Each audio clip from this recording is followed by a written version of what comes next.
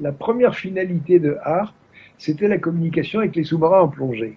Alors ensuite, est-ce qu'avec ça, on peut créer des phénomènes climatiques? Oui. Ça, c'est sûr, c'est une question brûlante, et je dirais que je crois que la réponse est positive.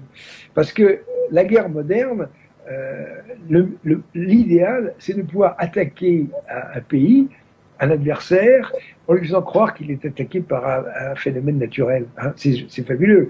Par exemple, je provoque un tsunami, je fais 100 000 morts chez vous, et vous voulez que je recommence la semaine prochaine? Allez donc prouver que c'est moi. Formidable, quoi.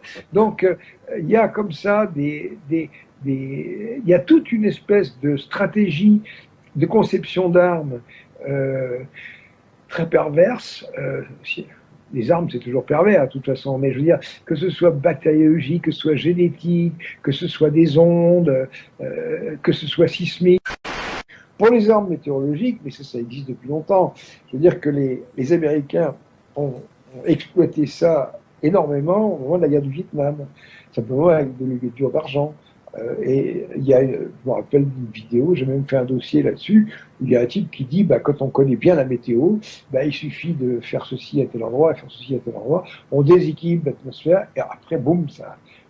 Alors, est-ce qu'on peut faire ça avec des ondes électromagnétiques?